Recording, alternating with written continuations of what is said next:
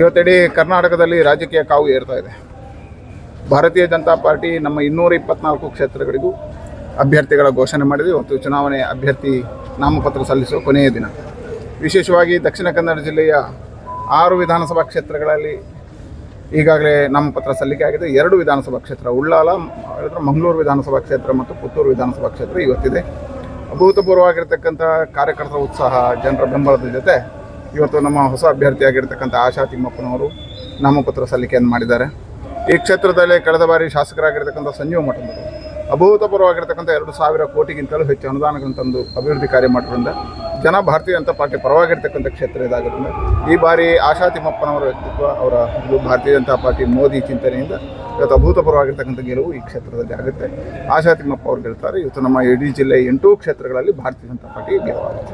ಜಿಲ್ಲೆಯಲ್ಲಿ ಬಿಜೆಪಿಯ ಪಡೆಗೆ ಅಪಾರವಾಗಿರ್ತಕ್ಕಂಥ ಗೌರವ ಇದೆ. ನಮ್ಮ ಸಂಘಟನೆಯಲ್ಲಿ ಕಾರ್ಯವನ್ನು ಮಾಡಿದವರು, ಹೋರಾಟ ಮಾಡಿದವರು, ಅನಿವಾರ್ಯ. ಅವರು ಪ್ರಜಾಪ್ರಭುತ್ವದಲ್ಲಿ ಯಾರೂ ಚುನಾವಣೆಗೆ ಸ್ಪರ್ಧೆ ಮಾಡಲಿದ್ದಾರೆ.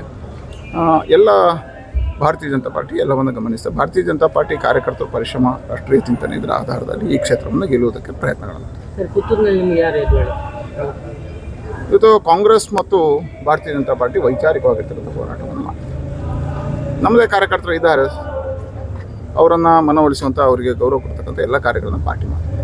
ಸೋಷಿಯಲ್ ಮೀಡಿಯಾದಲ್ಲಿ ಸರ್ ನಿಮ್ಮ ಪ್ರಾಡಕ್ಟ್ಗಳೇ 3 ಕಡೆ ನೋಡಿ, ಸಂಘ ರಾಜಕೀಯ ಅಲ್ಲ, ಸಂಘ ವ್ಯಕ್ತಿ ನಿರ್ಮಾಣದ ಕಾರ್ಯ ಮಾಡ್ತಕ್ಕಂಥ, ರಾಷ್ಟ್ರ ನಿರ್ಮಾಣದ ಕಾರ್ಯ ಮಾಡ್ತಕ್ಕಂಥ. ಪುತ್ತೂರಲ್ಲಿ ಮಾತ್ರ ಅಲ್ಲ, ಇಡೀ ದೇಶದಲ್ಲಿ 10 ಪಾರ್ಟಿಗಳಲ್ಲಿ ಸಂಘ ವಿಚಾರಧಾರೆಗಳು ಇದ್ದಾರೆ. ಸಂಘ ರಾಷ್ಟ್ರಭಕ್ತಿಯನ್ನು ಕಲಿಸ್ತದೆ, ಸಂಘ ರಾಷ್ಟ್ರದ ಜೀವನವನ್ನು ಕಲಿಸ್ತದೆ, ವ್ಯಕ್ತಿತ್ವವನ್ನು ಕಲಿಸ್ತದೆ. ಇದರ ಆಧಾರದಲ್ಲಿ ಸಂಘದಲ್ಲಿ ಶಾಖೆಯಲ್ಲಿ ಬೆಳೆದವರು ಬೇರೆಲ್ಲ ಕ್ಷೇತ್ರದಲ್ಲಿ ಇರಬಹುದು, ಹಾಗೆ ಇರ್ಬೋದು.